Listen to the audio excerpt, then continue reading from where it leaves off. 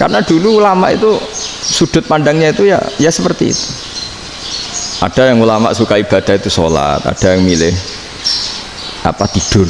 Sampai Imam Ghazali bilang suatu saat ibadah terbaik di zaman akhir itu tidur kan.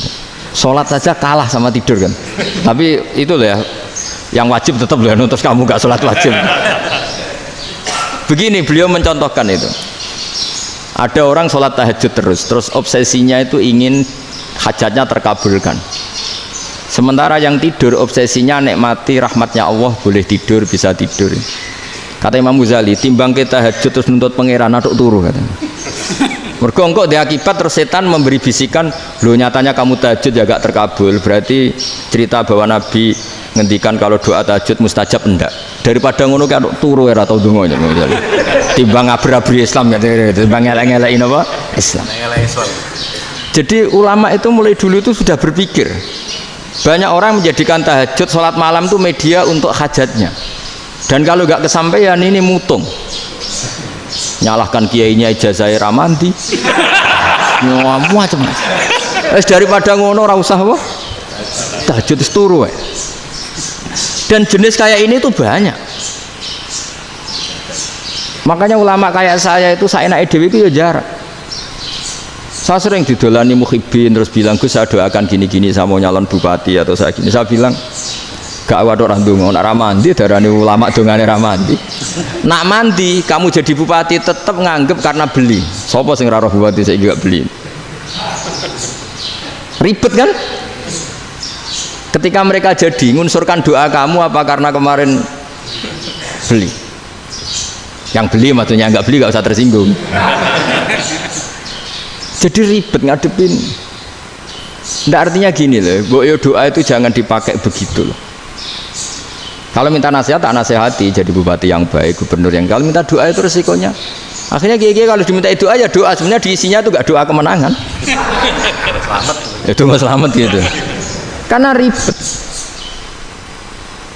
Makanya Islam itu doa itu setelah iman. Aturan iman benar baru doa. Aturan iman benar termasuk Allah itu yaf'alu ma yasha, boleh melakukan yang dikehendaki. Allah nggak boleh terdikte oleh doa kita, nggak boleh. Ya saya ulang lagi ya, madzhab Hasan Asyadzili ini khas kita. Jadi la ilaha illallah itu didahulukan sebelum istighfar. Tapi kebalikannya madzhab Imam Sanusi itu dibalik. La ilaha illallah itu kalimat yang sakral. Karena yang sakral dibutuhkan muqaddimah, yaitu yang melafadzkan harus yang sudah bersih, yang sudah steril baru melafadzkan la ilaha illallah. Maka dalam madzhab Sanusiyah istighfar dulu baru la ilaha illallah. Nah, cara madzhab Abu Hasan Asyadzili kebalikan, istighfar itu sah setelah sahnya tauhid. Kamu ikut mana tuh? Asyadzili apa Sanusiyah? Alhamdulillah sama-sama tidak paham, ya sudah. Akhirnya sudah, ya nggak kemana-mana kan gitu. Terus ini saya teruskan. An Sufyan bin Uyainah, ini juga gurunya Imam Syafi'i.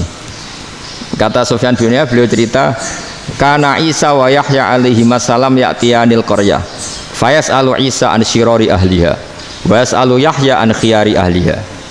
Jadi Nabi Isa dan Nabi Yahya itu satu generasi, sama-sama masih muda. Kalau di satu kampung yang Nabi Yahya tanya, ini keluarga terbaik siapa? Saya mau nginap di situ karena kumpul orang baik itu nyaman.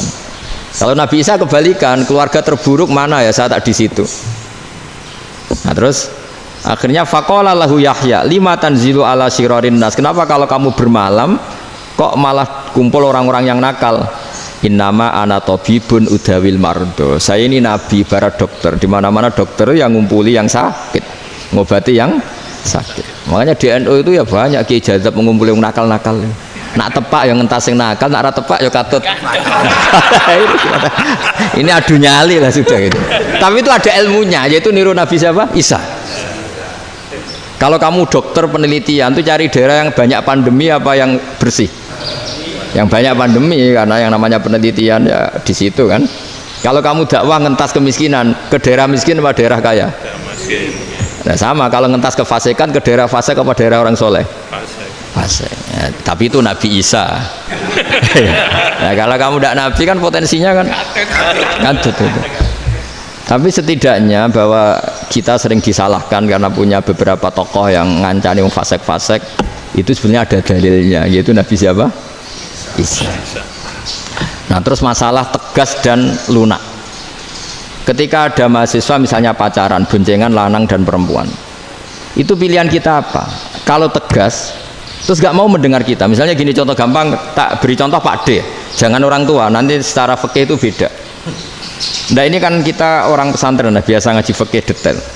Kamu Pak D seorang perempuan, mahasiswi misalnya, sering pacaran. Setiap ke situ sama pacarnya kamu diam saja. Padahal kamu dosen keislaman. Mesti pawanaan kamu nyimpulkan ternyata pacaran itu tidak apa-apa. Buktinya Pak D itu tidak negur, menengai. Ini berarti as-sukut alal mungkar. Tapi kebalikannya, Pak D ini terkenal keras. Nak rono mesti ra diaku ponaan. Akhirnya ya ora rono. Mesti ngerti nak mesti diamuk. Nah, dua orang ini sama-sama gagal kan? Yang lunak menjadikan ponaannya pacaran terus karena enggak negur sehingga dikira membolehkan. Sing keras juga gak sempat bina wong rono era wani. Akhirnya dua orang ini sama-sama enggak ketemu, sama-sama enggak berkesempatan membina kan? Gagal membina kan? Karena yang keras ponaannya enggak pernah situ, berarti enggak bisa bina kan? Yang lunak membiarkan berarti juga ada bina. Nah, Islam itu antara dua itu. Ya gak terlalu lunak, gak terlalu keras. Karena kalau terlalu keras, misalnya ada kiai terlalu keras, lu masyarakat mau tanya itu gimana? Lari kan? Lu saya ini punya pengalaman pribadi. Saya ini kan kecelok orang alim. Itu kalau pernah ya saya itu berusaha ya pokoknya ya umumnya orang alim lah. Tenang, terus anteng, nggak gejlok-gejlokan. Itu nggak ada yang tanya. Saya mimpi ketemu beberapa ulama itu disalahkan. Terus umat saya kalau mau tanya itu ke siapa? Wong alim wis wibawa, meneng tambah banget wibawanya. Bala Quran sering gojlok rektor macam-macam. Terus wong wanita kok, saya biasa ke pasar pandangan dicegot orang. Gus, putri saya itu sering keluar darah tapi melebihi batas haid gini-gini. Kalau badhe sowan jenengan, gak usah sowan ning kene mbek ngadeg-ngadegan. Terus tanya, yang haid berapa hari, Gus? Ya supaya rudat ilal adat sebelum dia punya penyakit istikhadah itu berapa? 6 hari ya sudah, kembali 6 hari lainnya mustahadah, tetap sholat, tetap normal. Tapi kalau saya wibawa moro pasar go tasbih dulu iku mesti wong salaman njaluk donga yakin. Tapi baru kayak rada uraan ketemu wong-wong, dol pening ndi? Mak pening ndi? Gus beneran Gus ketemu jenengan kula wingi badhe tuwa kok. Akhirnya tanya. Dadi uraanku iku amdan. Lha nek sampean asli, iki asli uraan. Karena ndak uraan lah tetap ndak wibawa kan. Jadi baru kayak uraan itu ya banyak. Saya itu kalau ngantor di Jogja itu banyak orang yang tanya. Ya biasa tuh tanya macam-macam. Karena saya uraan. Ke pasar ya orang, bahkan di bis sering ketemu orang. Wah beneran Gus kalau badhe sowan jenengan badhe tanya ini. Ya sudah di sini aja. Jadi semua itu diilmoni. Nah, Nabi itu punya sisi yang dua-duanya jalan. Memang beliau luar biasa, dipilih Allah yang luar biasa. Nabi ketika wibawa itu banyak sahabat yang bahkan mengenali wajahnya aja tidak bisa. Ka'anna ala ru'usihim at-thair. Bayangannya seakan-akan di kepalanya itu ada burung yang takut terbang, saking antengnya. Tapi Nabi sekali mengeluarkan job, sekali santai, itu sahabat tanya itu sampai yang nggak pantas ditanyakan. Nabi saya tadi kumpul istri saya, tapi tidak enzal itu wajib mandi ndak. Aro'aita law anna ahadana ya'ti imro'atahu walam yunzil. Itu ya ditanyakan. Nabi mun kumpul ya betul sakit enzal sepundi. Guys betul lagi. Terus ya ada yang tanya macam-macam. Ya saking ada sahabat dipanggil Nabi tambah lari, dipanggil lagi tambah lari. Pas jenengan nyeluk, oh pas kula kumpul bojo kula. Lah kula kuwatir jenengan orang suci, saya belum mandi, makanya saya lari. Terus Nabi ngendikan innamal mu'min thahir, ya nak masalah ketemu kiai ra apa-apa ijek junub. Sementing kok nak salat ya adus sik. Tapi Nabi sekali pakai mazahirul jalal, tapi pakai wibawanya, itu orang enggak berani ngomong. Tapi sekali Nabi rileks, itu orang bisa tanya apa saja, termasuk halal yang enggak pantas. Lalu ada sahabat itu tanya lucu, tanya Maimunah itu ya cantik tapi sudah agak tua lah. Maimunah, ya umal mukminin, hukumnya ngambung bojo pas Ramadan ubi. Wah gak roh aku, gak tahu diambung kan Nabi pas Ramadan. Tanya Saudah, wah malah orang arah diambung kalau Saudah itu kan istiwa itu. Lucunya istrinya jawab, tanya Aisyah yang mungkin Nabi, iya yang mungkin tanya Aisyah. Itu yang usul ya istrinya Nabi Maimunah. Selalu Aisyah. Tanya be Aisyah. Ya Amirul ya Ummul Mukminin gini-gini. Wah, Aisyah yang cantik masih perawan kan.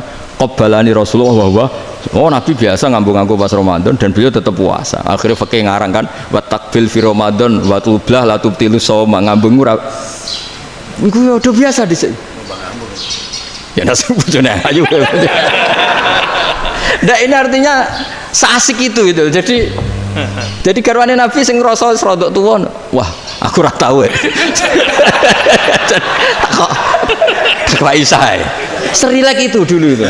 Maksudnya orang Islam pertentangan itu. Maksudnya ini ya balik semua ini bedanya orang pesantren sama orang kampus. Kalau orang kampus mau cerita agama itu rahmatan lil alamin, tapi nyontokno rileke ora iso. Agama itu rilek, tapi nyontokno rileke ora iso. Mergo ora rapati ngaji. Contohnya ora iso, dadi mau gawe kaidah mau Islam itu rahmatan. Jadi Nabi itu lah, Allah juga gitu.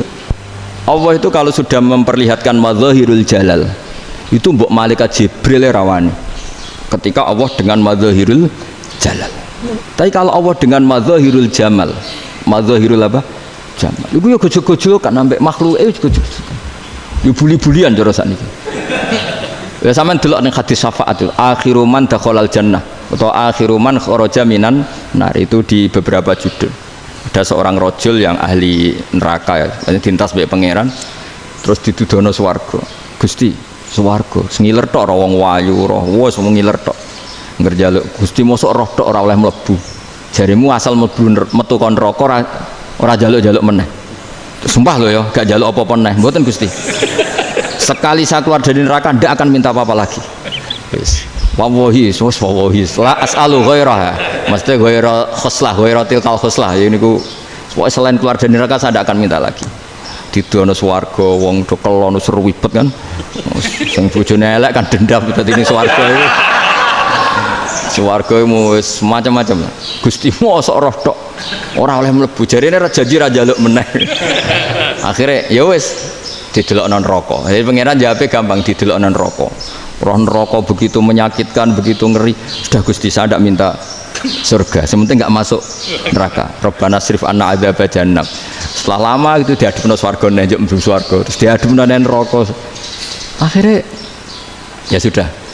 Saiki mlebu swarga gak apa-apa. Iku jawabe lucu. Atas taziu binjenengan ngenyek kula. Wong karuan ra di swarga kok mlebu swarga. Terus akhirnya mlebu swarga, kan mlebu swarga tamanna, sangen-angen sing mbok jaluk apa? Orang ngangen-ngangen yang indah-indah laka wa asratu amsal ya siku tak turuti wa asratu amsalih lan lipatan ke-10. Jawab wong lanang ya lucu. Atas tazi ubi wa anta rabbul alamin. Jenengan pangeran kok ngenyekan. Maksudnya wis karuan aku ora pantes. Terus jare pangeran la astazi ubika walakinni ala ma asya'u qadir. Aku gak ngenyek kowe, pancen aku pangeran. Nuruti kowe iku iso. Jadi Allah sendiri ketika dengan madzahirul jamal itu malaikat ya ono sing wani bantah. Masyhur itu kan malaikat yang bantah pangeran atas alufia mayufsidu fiha wa yasfikut karena Allah dengan madzahirul jamal. Yang paling masyhur Nabi Musa. Nabi Musa itu ketika Nabi Mi'raj. Nabi Mi'raj itu beliau kira-kira di langit keempat lah yang masyhur atau kelima. Ngelangkai. Nabi Musa menangis, ya Rabbi ini apa-apaan? Orang sing ja'a ba'di kemudian melangkai makom saya ini apa-apaan?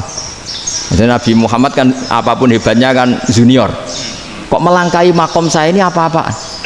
Enggak fair. Sampai Nabi Muhammad itu tanya gini sama Jibril. Reaksi Allah gimana ketika melihat Musa seperti itu? Jawab malaikat Jibril lucu. Ya roh khiddatahu. Allah sapal gayane Musa. Biar. Jadi lucu. Ya dibiarin aja sama Allah. Tapi wong jenenge Nabi Musa itu kekasihnya Allah. Tetap berkah bagi kita. Betul. Ketika setelah Mi'raj diwajibkan sholat 50 gentenan Nabi Musa kelihatan nabinya. Sebenarnya Nabi Musa itu sebetulnya loh gak nguntungkan kita sebetulnya, tapi yang nguntungkan sebenarnya tidak niat nguntungkan kita tapi nguntungkan. Nabi Ibrahim kan di langit ke-6 keren lah. Konti jong ketemu Allah ngeten-ngeten kan sholat seket karena Nabi Ibrahim terkenal Nabi baik tidak bantah bareng Nabi Musa. Kenapa diceluk pangeran? Aku akan sholat ping 50. Inna umataka la tutiku dalik. Wah, gak kuat umatmu. Serai-rai gak umatmu ora ngarah kuat 50 rakaat. Tapi sebenarnya Nabi Musa itu niatnya bukan membela kita. Fa inna ummati la umatku sing gagah-gagah ra iso meneng umat. Berarti sebetulnya ya itu masih pakai gengsinya gitu. Wes ngono-ngono lah sementing kita untung. Sebetulnya dia itu nggak terima. Wong umat saya aja yang lebih kuat, nggak kuat apalagi umatmu. Dan terus sebutin irji ila rabbika fas'alhu takhfif. Itu berarti Allah dengan madzahirul jamal. Sudahlah, datang ke Allah minta keringanan. Allah itu baik. Minta, ambek Allah ya diringana mau 5 tok. Jadi cek 45. Balik Nabi Musa, piro 45, cek ra kuat umat. Wong umatku ora kuat. Jadi sebenarnya dia bilang umatku ora kuat. Lho cara Nabi Muhammad model wong Malang, yo beda umatku mbek umatmu. Ribet kan? Beda. Lho Nabi Muhammad kan enggak seperti itu kan? Enggak punya akhlak Malang kan? Akhlak. Maksudnya akhlaknya mujur itu loh, akhlak yang baik gitu. Ya, akhlak yang mujur bukan yang Malang gitu. Jadi Nabi ya manut. Tinggal 40 kan, dikurangi lagi 35 sampai 9 kali kan. Masyhur itu.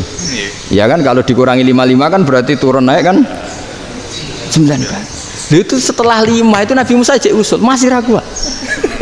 Itu cara Nabi munggah nentek. Ini entek ya. Gitu. Terus iya doa tuntas betul. Sebebas. Terus munggah ado-ado laupun. Ngapain itu? Akhirnya Nabi Muhammad sudah sampun ya kalimah Allah. Saya ini malu sama Allah Musa. Sudah 9 kali dan diturutin terus. Jadi Allah kalau dengan madzahirul jamal itu Nabi Musa biasa nego sama Allah. Tapi ketika Allah dengan madzahirul jalal itu Nabi Musa enggak berani. Yaitu di hadisus syafa'ah. Hadisus syafa'ah ketika manusia datang ke Nabi Adam, ya tuna Adam, ya Adam anta abul basar ngene isfa'li ana inda rabbik. Kamu saya minta mensafaati kita. Nabi Musa, Nabi Adam inna rabbi qad ghadibal yawma ghadaban lam yaghdab qablahu mislah wa la yaghdab ba'dahu mislah. Ini Allah sedang murka besar dan tidak akan murka seperti ini lagi. Sudah saya tidak berani, nafsi. Nabi Ibrahim enggak, termasuk Nabi Musa ketika di itu ya enggak berani. Karena Allah dengan madzahirul jalal. Itu Nabi Musa enggak berani. Sudah saya sendiri itu pernah salah. Yaitu saya membunuh seseorang yang enggak disuruh oleh Allah membunuh itu. Yang pas jotosi orang Kipti. Akhirnya datang ke Nabi Muhammad. Pas ke Nabi Muhammad Allah dengan madzahirul jamal. Dengan madzahirul jamal sampai Kanjeng Nabi ngendikan analah saya akan memintakan syafaat kalian. Terus fa ahmadu rabbi bima hamida allamaniha rabbi. Saya muji Allah dengan pujian-pujian yang orang lain tidak tahu, hanya saya yang diajari, kata Rasulullah. Ya di sini menurut banyak ulama termasuk kitab yang saya baca, kenapa Muhammad sebagian namanya Ahmadu. Itu dari af'al tafdil fa Muhammadun ahmadu min ghairihi. Muhammad Rasulullah itu kalau muji Allah di atas cara mujinya Nabi yang lain. Jadi Ahmadu bukan dari fi'il mudhari' lil mutakallim tapi dari af'al apa? Tafdil. Fa Muhammadun ahmadu min ghairihi. Bahwa Kanjeng Nabi Muhammad sallallahu alaihi wasallam itu cara mujinya Allah di atas pujian para nabi. Makanya di sini Sayyid Ali Zainal Abidin kalau muji hamdal hamidin wa fauqa hamdil hamidin. Jadi pujian saya ini di atas rata-rata cara mereka apa? Memuji. Yaitu sirinya apa? Nabi itu tahu bahwa akhirat itu tidak bisa batasi Allah. Kamu tidak bisa nyemprit Allah. Allah, ini akhirat loh. Amal sudah tidak manfaat. Ingat itu. Tidak bisa seperti itu. Allah itu nggak bisa tunduk sama konstitusi yang bernama akhirat. Artinya Allah meskipun di akhirat tetap duwe hak yaf'alu ma yasa atau yaf'alu ma yurid. Nggak bisa kamu terus wah ini akhirat amal ra iso dikirim wong mati, amal ra iso dikirim. Yo pangeran kok mbok atur. Kalau kita yang mengirimkan tidak bisa, tapi kalau Allah tetap bisa. Makanya ada kiai mengatakan kodok qadar ora iso dirubah, itu kamu. Makanya ada seorang kiai ditanya, kodok qadar ora iso dirubah sekali dicatat selesai. Jadi kiai tadi, tapi nak Allah iso.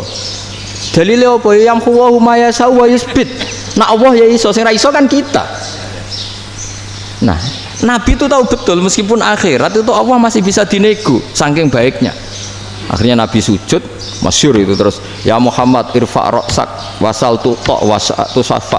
Semat sirahmu angkat, ku apa tak turuti. Terus semenjak itu Nabi minta apa? Syafa'. Artinya apa? Ketika Nabi lain berpikir bahwa akhirat ini membatasi amal karena sudah Nabi tahu betul kalau Allah tetap Allah. Yang enggak terbatas kekuasaannya, enggak terbatas rahmatnya juga saat di akhir. Makanya disebut fa Muhammadun Ahmadu min ghairihi. Makanya wa mubasyiran bi rasuli ya'ti mim ba'dismuhu Ahmad.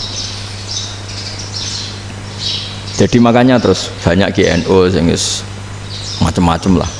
Sing ono sing potongane wedi terus hati-hati. Niku berarti makome Madzahirul Jalal. Ono sing amen guyon nek makome Madzahirul Jamal. Ono sing ra jelas ngene iki, sing ra jelas. Nak guyu buanter kok nak nangis kok buanter. Jebule urusan utang lah ini sudah yang udah. Jadi makanya yang rileks saja. Sebenarnya agama ini santai, rileks karena agama ini harus bifarohin wasururin. Enggak boleh agama ini dibawa dengan kekerasan, dengan antisosial. Karena agama ini harus kul bi fadlillah bi rahmati fa bidzalika falyafrahu, harus senang, harus rileks. Makanya saya jadi kiai itu senang takutnya gini. Sekali saya tidak senang jadi presiden buruk. Ternyata jadi wong alim ora enak. Itu contohnya. Sampai merengut terus uripe susah. Nanti orang tidak berani jadi orang alim. Makanya saya buktikan bahwa saya lebih bahagia dibanding rektor. Nanti orang ingin jadi rektor semua, ingin jadi orang alim. Saya pernah ketemu sekian rektor di Jogja, tanya, Gus, kenapa jenengan bela-belain pesantren sampai segitu? Kan keren kampus NU, sekarang ada Unisma, ada NU Jogja, ada NU Jepara gini. Terus tak bilangin gini, sampai rektornya itu istighfar kan? Saya bilangin gini, ini sekaligus tak kasih tahu ini rektor Unisma ini. Tak bilangin gini, andai kan tidak ada kiai kayak saya itu Islam bisa tutup katanya. Kok bisa Gus? Misalnya ada perempuan haid faqal adat. Itu kalau untuk tahu hukumnya haid daftar dulu ke Unisma. Daftar dulu kan? Setelah daftar nunggu pelajaran haid. Baru tahu haid setelah 3 tahun dari masalahnya ini. Tapi baru kayak kiai ketemu saya di jalan, Gus anak kula nu haid ngeten-ngeten mboten normal hukumnya piye? Oh, hukumnya ngene dibalekno ning adat. Ora usah registrasi, ora usah daftar. Jadi ya harus ada istighfarnya lah. Unisma juga harus istighfar, semuanya harus istighfar. Karena ada sisi yang nggak mewakili kebutuhan Islam. Tapi saya sebagai kiai juga istighfar. Karena fakta hukum mengatakan yang boleh jadi KUA yang jabat, yang boleh kemenak yang punya gelar. Dan ini yang mengawal Islam secara undang-undang karena mereka yang bikin. Nah, karena kiai tidak punya gelar tidak bisa jabat di situ. Saya juga istighfar. Jadi tidak sampai untuk yang istighfar. Karena yang kebutuhan ini terwakili yang punya gelar. Tapi yang punya gelar juga harus istighfar tadi. Mosok kepen roh hukum haid ngenteni kuliah se. Ngentek itu aja nanti nunggu guru yang pas mata pelajaran itu. Ya, terus kapan dekne salate wong jawabannya belum ketemu. Tapi baru kayak saya kan ketemu di jalan tanya. Gus saya sering ketemu. Gus saya ini bapak angkat. Mau nikahkan putri saya itu gimana itu kalau cerita wali sebenarnya anak saya sok, kalau nggak cerita nggak sah karena saya bapak angkat. Itu banyak. Hanya tak akali ya sudah wali yang sebenarnya taukil pada hakim tanpa diketahui, tapi hakikatnya itu taukil hakim. Itu kan tidak gampang. Nah, tapi kalau tanyanya di kampus registrasi dulu, daftar dulu, baru tahun berapa ada pelajaran itu? Semester 5 baru tak. Iya kan? Semester 5 ya? Iya. Oh, itu kan. Jadi jangan kira terus sistem Unisma itu yang terbaik di dunia, tidak juga kan, tidak juga. Dan sistem-sistem yang lain maksudnya ada aja. Tapi sistem kiai loh, Bamun juga sering pesen saya, kowe kudu seneng pegawai negeri, piye-piye sing jaga agama pegawai negeri. Kemarin pas acara 7 harinya Gus Robasa matur itu di depan para kiai. Setelah saya jadi kiai ya itu nyata. Islam di Papua, di NTT yang bawa siapa? Dokter negeri, ya kan?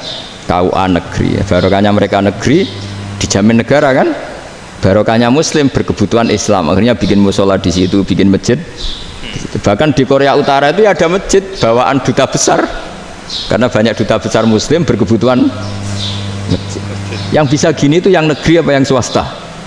Negeri lah. Di sini kiai tidak mewakili semua kebutuhan apa? Islam. Tapi kampus juga enggak, kampus Islam sekalipun tidak memenuhi semua kebutuhan Islam tadi. Masa orang tanya kan nunggu semester berapa tadi? Semester 5 masih daftar dulu. Nunggu pelajaran itu. Payahnya pas ketemu dosennya, saya tidak pernah ribet kan? Pas dosennya cowok gitu. Jadi sudahlah, makanya ini. Iya, makanya ini kan bentuk kearifan lah. Jenengan ngakui fungsi kiai kayak saya itu bentuk kearifan. Saya juga ngakui jenengan itu butuh kearifan. Saya sering didolani KUA itu rata-rata ya didikan kiai. Kompilasi hukum Islam itu banyak ya, janda cantik. Contohnya harus cantik, kalau jelek nggak mungkin terjadi kan. Ada janda cantik kebetulan suka kawin tapi takut zina. Saya ulang lagi, suka kawin tapi takut.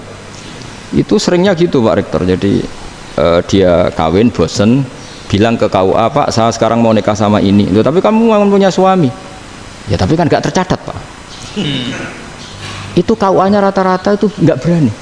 Meskipun nggak tercatat, karena secara fikih meskipun nggak tercatat tetap dia seorang perempuan yang bersuami, maka nggak boleh nikah sama orang lain.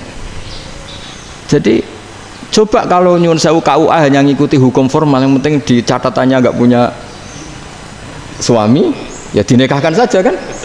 Tapi mereka enggak, karena didikan kiai enggak berani. Artinya gini, kalau hanya pro hukum catatan sipil, maka ini dinikahkan bisa karena enggak tercatat. Tapi secara hukum santri enggak bisa dong menikahkan perempuan sing dadi zaujin yang punya suami. Nah, ini barokahnya kerjasama yang baik. Jadi di masyarakat itu tertanam didikan kiai, enggak boleh nikahkan perempuan yang bersuami. Tapi di KUA ngikuti hukum formal. Dan di Indonesia itu KUA itu rata-rata konsultasinya ya sama kiai, sehingga ya nggak berani akhirnya, meskipun aku udah mlebu rokok mbak gak iso. Dan itu buahnya. Seorang lagi ya, makanya ini kan pesantren itu nggak boleh mati. Orang kiai-kiai kayak saya nggak jelas-jelas itu harus lebih jelas lagi. Karena ini yang on time, yang online, yang siapa saja bisa tanya. Saya itu SMS saya itu nggak punya HP WA. HP jadul itu SMS-nya tiap hari tak berapa. Orang yang tanya dari Kalimantan, dari Aceh. Gus di kampung saya ada masjid 2 itu yang Samana, ada yang dari orang perkotaan. Gus di perumahan baru ada masjid, yang Jumatan baru orang 12, sah enggak? Ya langsung saya jawab, sah. Dalilnya ini. Ya sudah. Nah, tapi kata Imam Syafi'i gini, harus orang 40, itu madzhab Syafi'i, dalam madzhab yang lain gini-gini. Itu kalau tanya rektor itu kan ribet, masuk ajudan dulu, asisten dulu, panjang.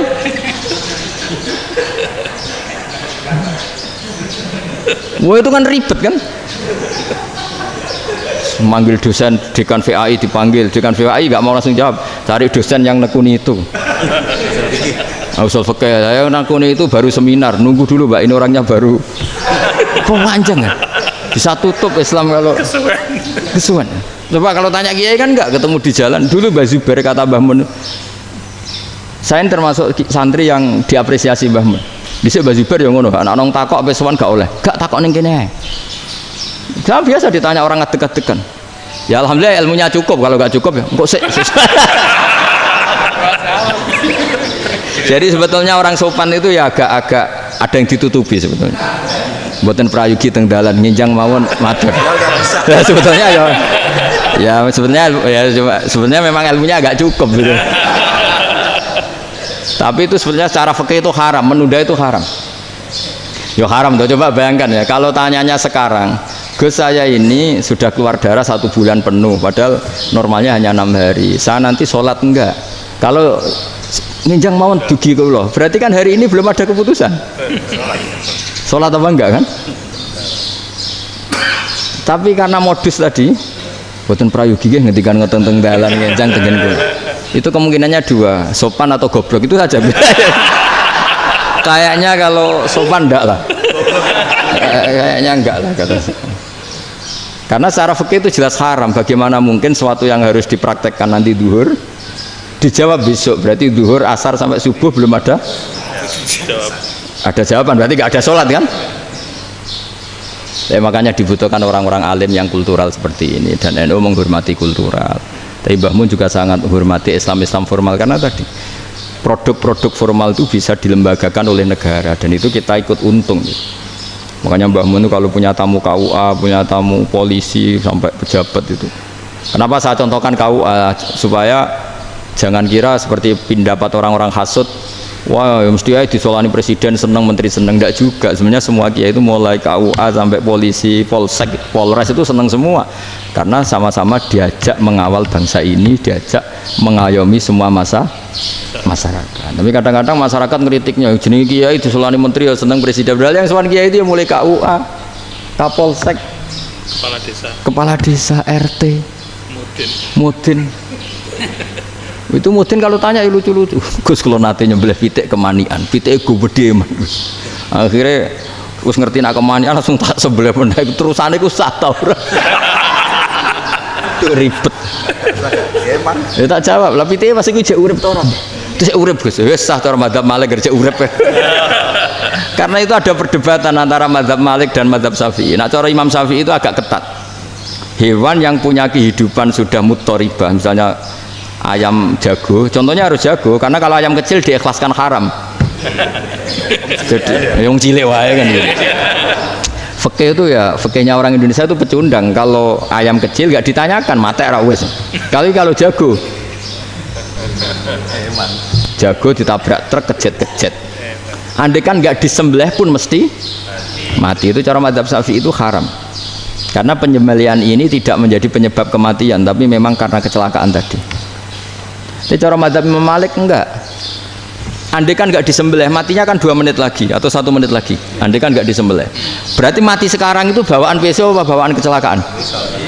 Ya sudah halal gitu caranya. Nah akhirnya ya saya bilang ya sudahlah kita semuanya Malik.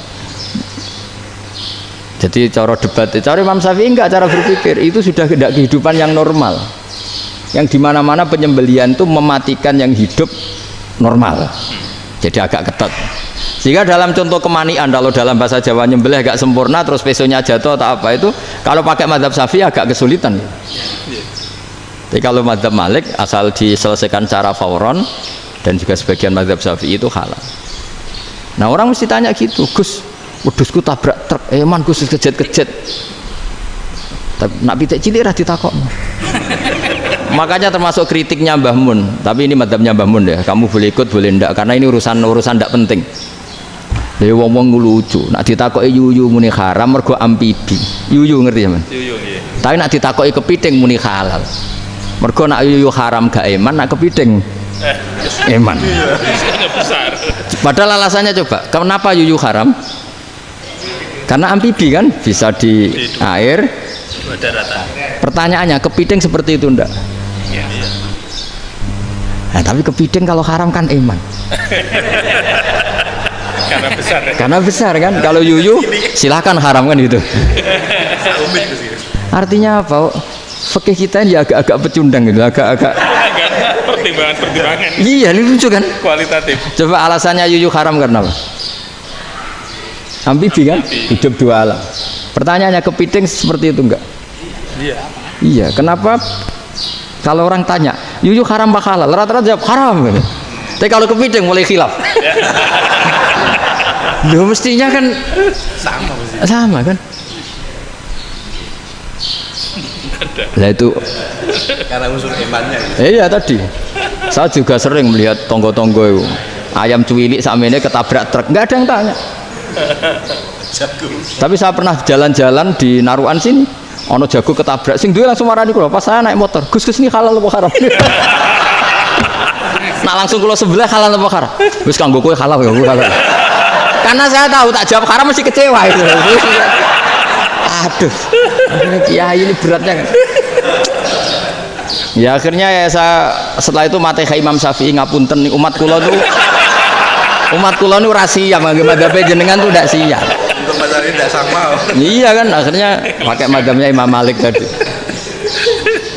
Ya tak Fatihah Imam Syafi'i ini mboten niat nglawan jenengan. Tapi ngobati tiang eman. Mergo pitike besar itu. Jadi ini kan cerita ya, itu makanya yang rileks saja lah, bahwa Islam ini yang rileks, yang menyenangkan, karena ya agama ini harus menyenangkan.